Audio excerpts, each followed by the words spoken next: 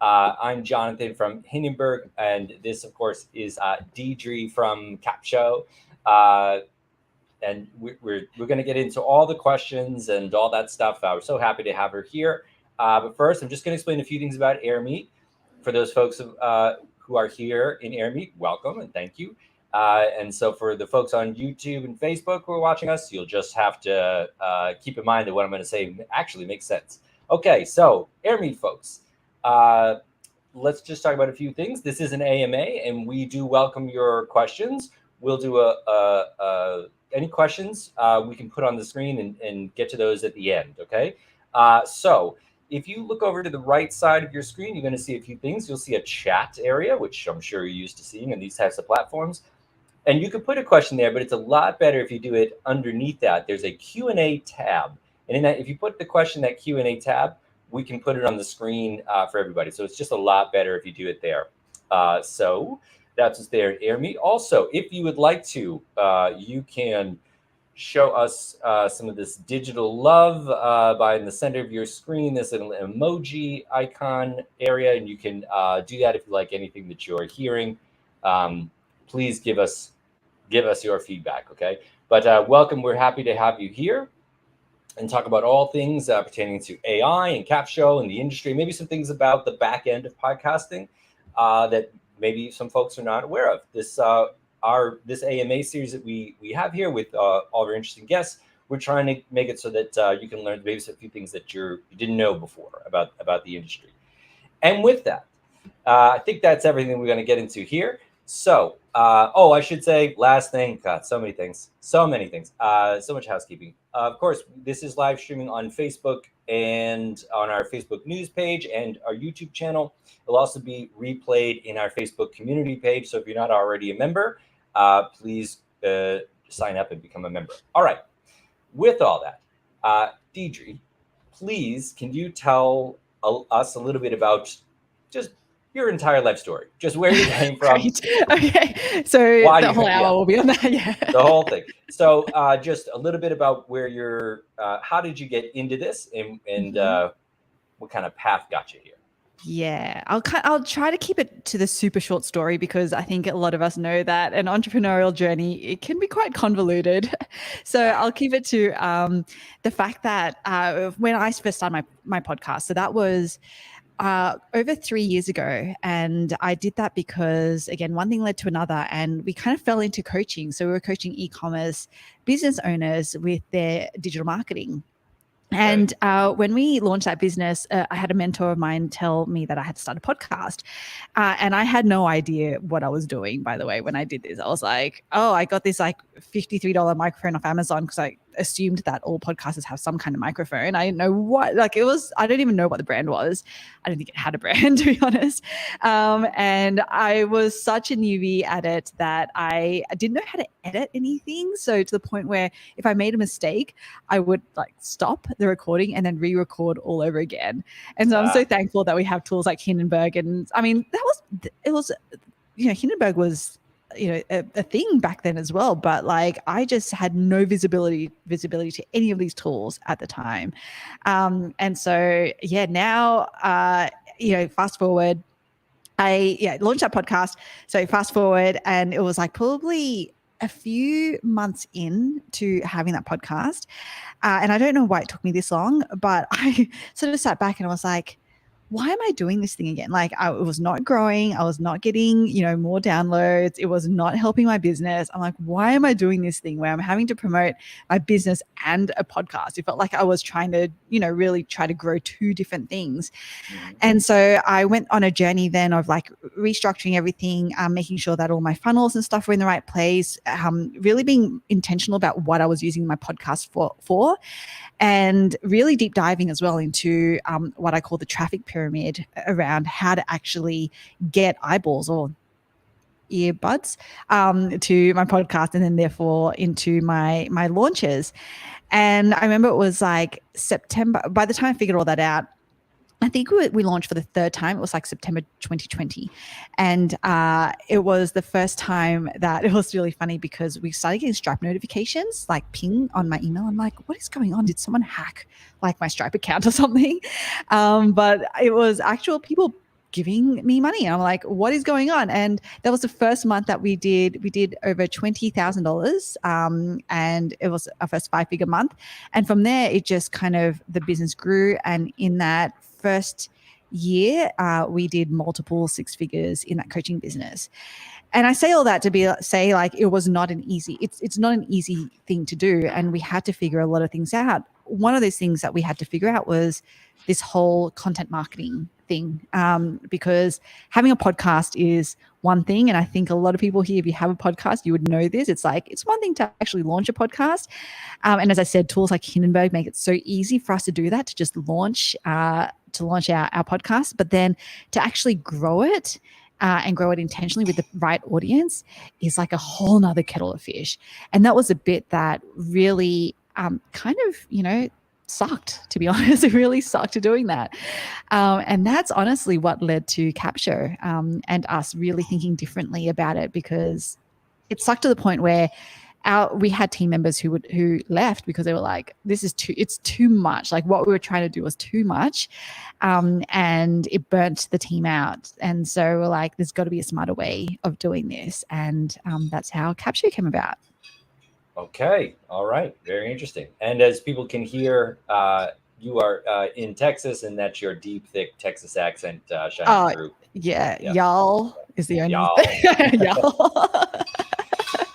Okay. So that was a great answer of how you came and why you got into this this field and this niche of it all. So because some of our users have been doing this a long time. Some of our users are journalists. All kinds of folks are here. Let's just start with maybe something that is a term that people here might not know a lot about. Metadata. What is metadata as it pertains to podcasts, and why does it matter? Yeah, so I think something that we probably hopefully have heard about is this concept of SEO, or search engine optimization. And if you haven't, essentially, I mean, in short, the layperson term, or how I think about it is, how do we make our content and therefore ourselves be discoverable? How do we get ourselves discovered? And how we get ourselves discovered, especially from a search engine perspective. So we think Google, YouTube, anything, anywhere where someone goes there with an intent to search something. So they're typing in how do I do this thing, or something like that. That all requires metadata. It requires things like words and images and videos and audio for the machines to essentially crawl and be able to anchor in, okay, this is what this piece of content is about. And so then that's the metadata essentially. And that's the metadata. That metadata is what's going to help you get found. It's what's going to help you get discovered. So should I go into some examples? Yeah. Maybe just like, have you seen people that are getting into this that maybe they have a podcast that would, of course they want it to last, be successful, and maybe they have an audience they just can't reach. What are the mistakes that newbies make? As it pertains to the metadata part of it? Yeah.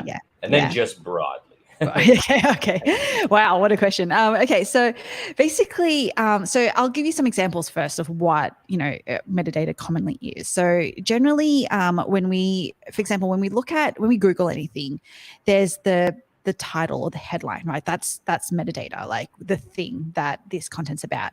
And then there's generally like the secondary, like a little bit of a blurb. It's about 3 to 4 lines. And that is kind of, we call that like the description, and that is also metadata.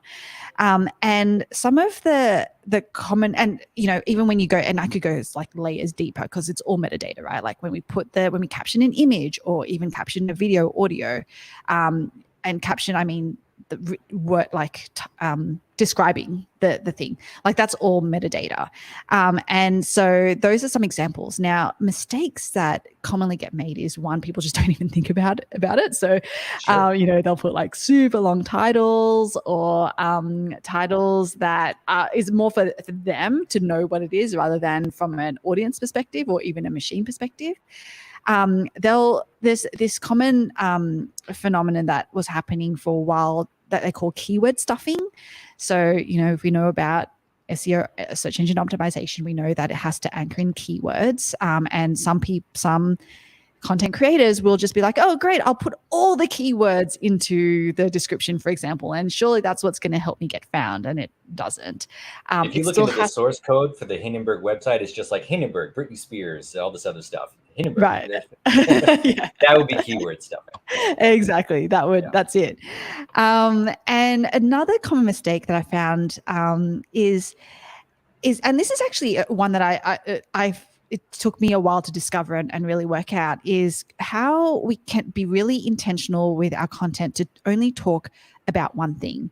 And the reason why this is important is because I'm sure that many of us on here are experts in some way. That's why we probably podcast or we broadcast or something, right? And when we want to when we go to Google ourselves, we want to be known for something, because if you're not known for something, then you're just not going to get discovered. Like Google's just not going to even find you and pick you up, or pick up your content.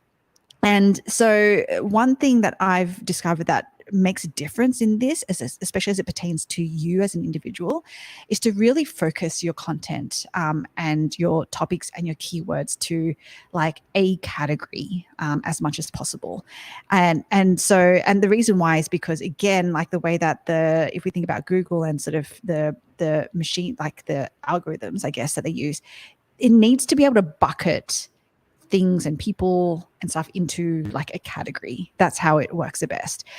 So you'll notice, for example, like at a highish level, a lot of us, like I come up as this as well, is like we have the category of author or something like that, author or writer. Like that's generally how they would categorize an expert. But then if you look on and I'm going, is this too much, Jonathan? Like I'm kind of okay. Yeah. And then if you look at the right hand side of Google, you'll see that there's what they call like the panel, your panel. And for you to get a panel, because some of us don't have that, but for you to be able to get that, you need to be, Google needs to know where to categorize you. Otherwise it's not going to show it, because it's going to be like, well, I don't have any reliable data. I'm just not going to show anything. So if you want to be shown and known for something, you've got to really try as much as possible niche not only your audience but actually also your topics, which is something that it took me a while to figure out and actually get comfortable with, because it's so hard to do that. But that's a common, like, and I've made that mistake multiple times, and that is a common mistake. Okay, so just to put this in a real life context, because I was like that and eat that personally. Mm-hmm. Let's say I have a podcast and it's Jonathan Loves Vegetables, and I'm gonna all my episodes about different veggie people, I guess, and where we ate broccoli. Okay, so are you saying that what I title the episodes, or are you saying because maybe that is really just dependent on the subject? Mm-hmm. Or are you talking about the other parts of it, like the script or other things? Yeah, all of it, to be honest. So I'll even give an example of a Capsho-Vian, which is what we call people in our community. So there's someone who has a podcast that basically, when we're talking to him, it's like so he knows his audience really well, right? His audience are faith-based dads, like he's one, obviously he knows what's important to them, right?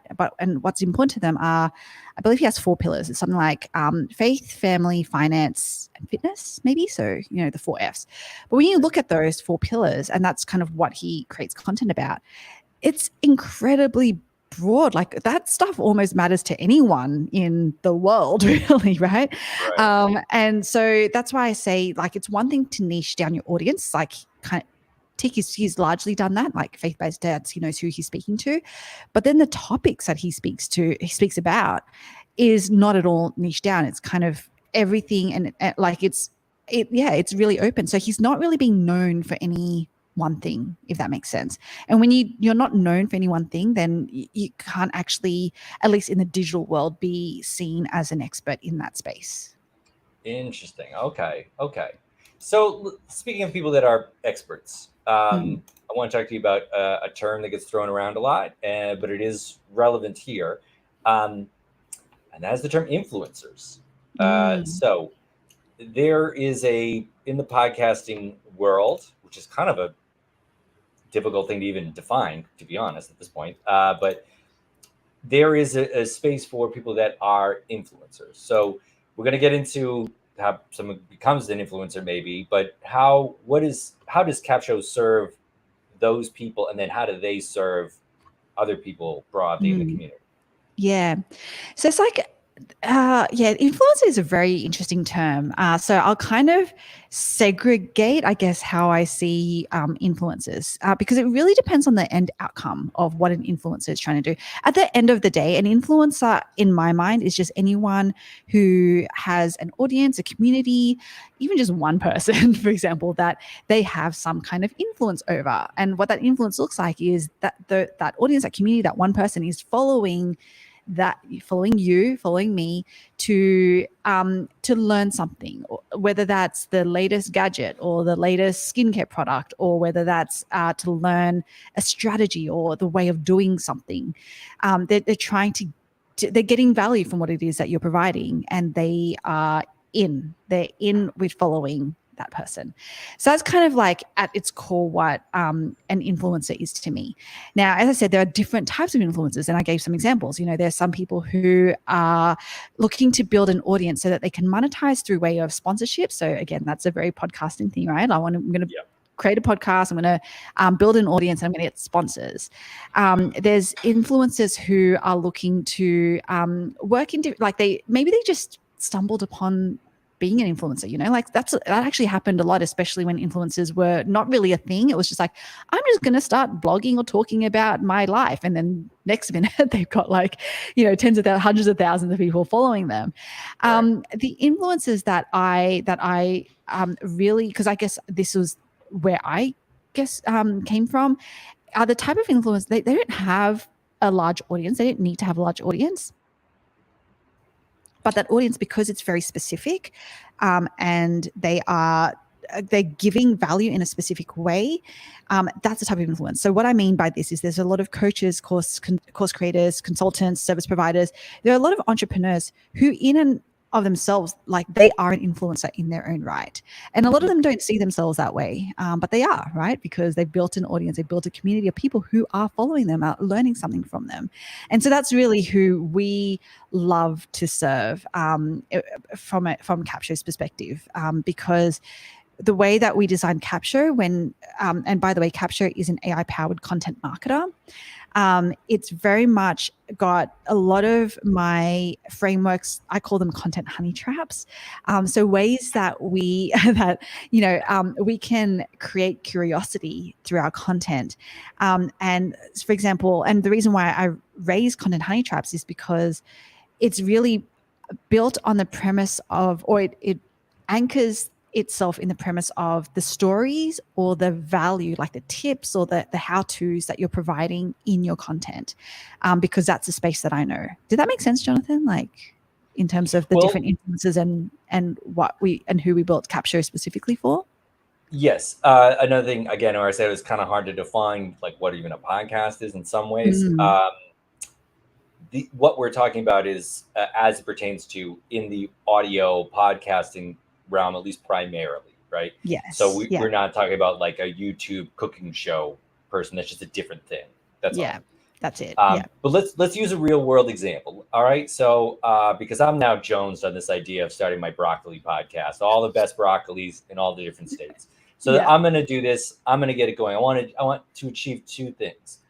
The first thing is I want to have some kind of longevity, because even with a tool like, I don't know, Hindenburg, and maybe it's a lot easier to put that out there, still is work. And so, I'm going to do this. I'm going to interview all the broccoli experts, and we know it's going viral because people just can't, they crave it. So I need to do this, but I want, how do I have longevity, which is going to be hard if I don't see any positive feedback after like 5 or 6 episodes.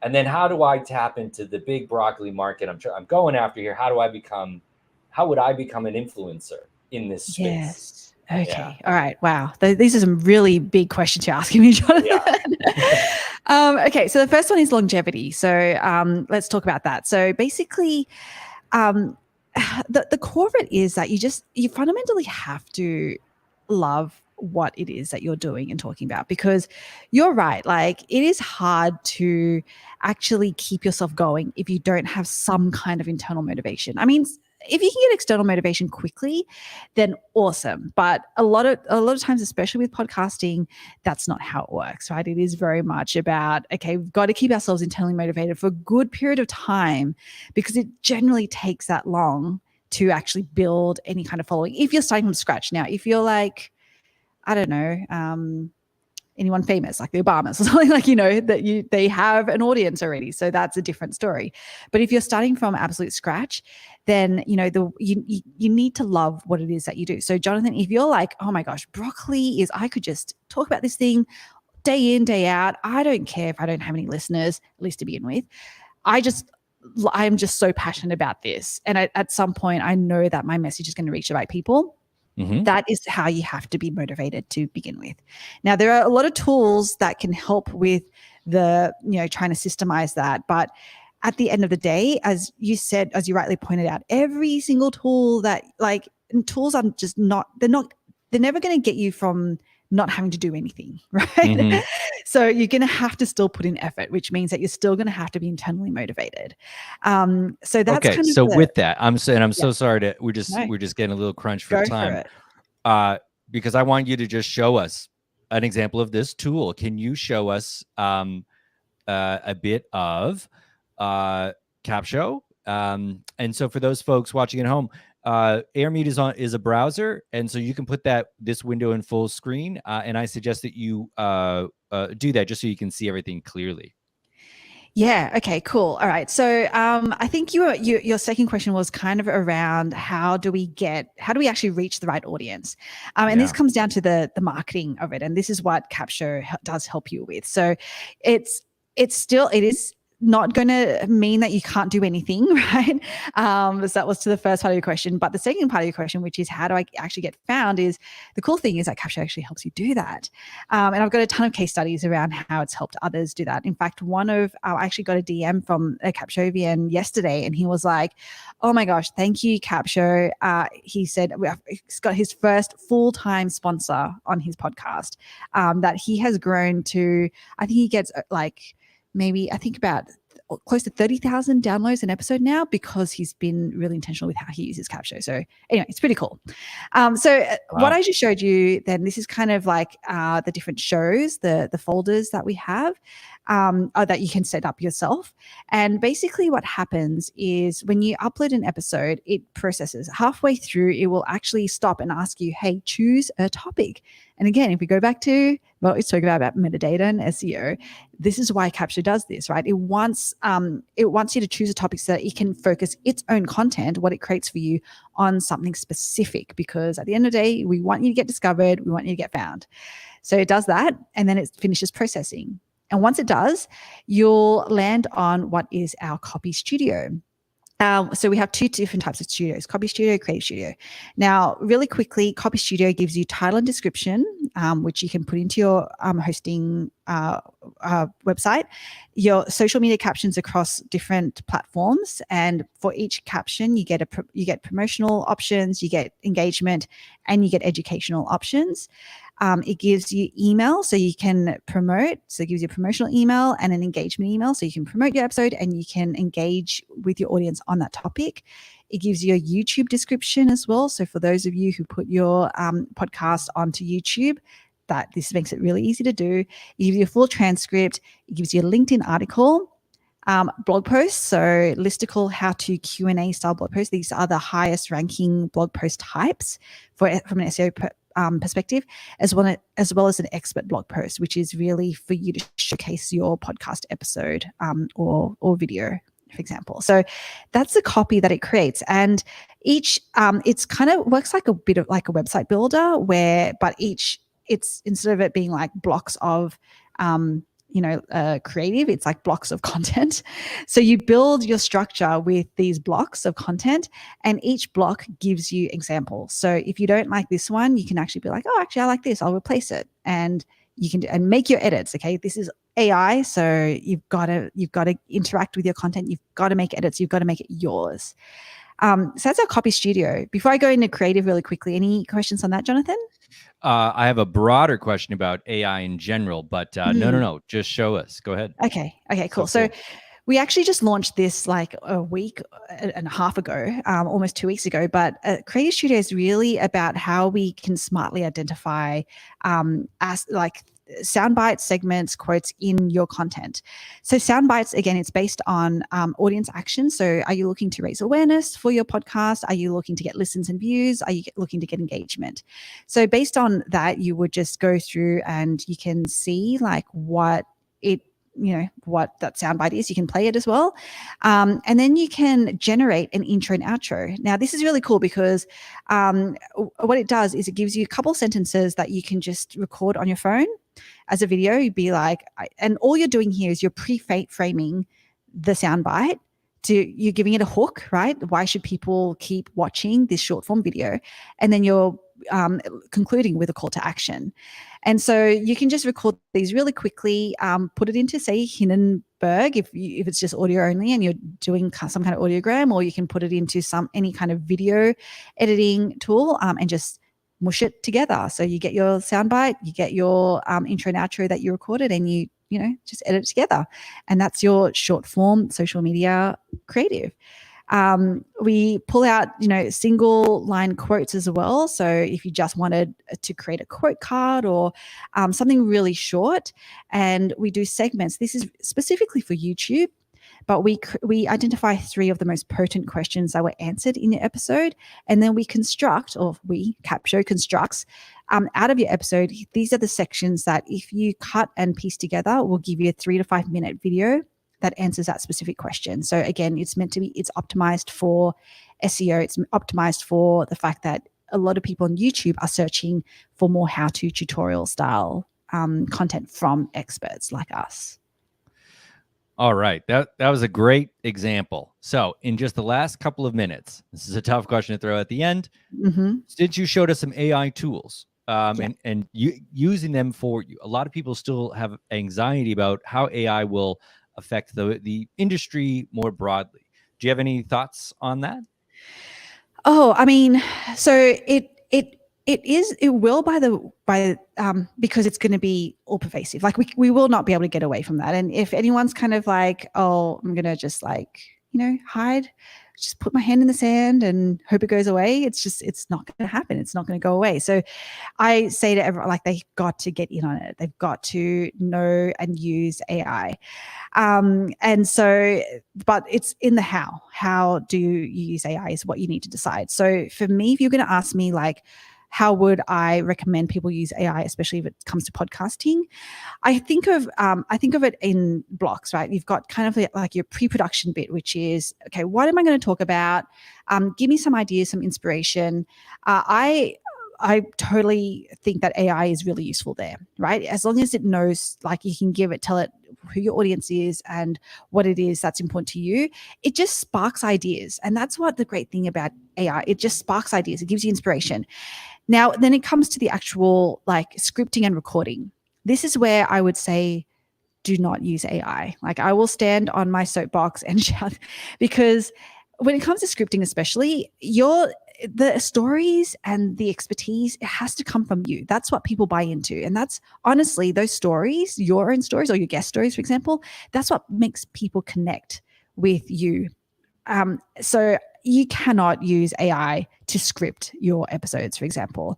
And then when it comes to recording, I have the same thing. Like, I know that there are some people now who are more and more using AI. I would not do that, because that's another form of creating connection. At the end of the day, when you think about influencers, again, this is all coming back around to all the initial questions that you were asking, Jonathan, like what's an influencer? And like an influencer the reason why they have a community and they have an audience is because people have connected with them. They've connected them in some way. They've connected with their stories, the value that they provide. They've connected with how they look. They've connected with how they sound. And so that's why I say, even from the recording perspective, try not to use AI. Now, post-production, I actually really love using AI. And I know Hindenburg's got some cool AI things happening as well. And yes, that's really where you can get leverage, where you can create leverage, is in the post-production.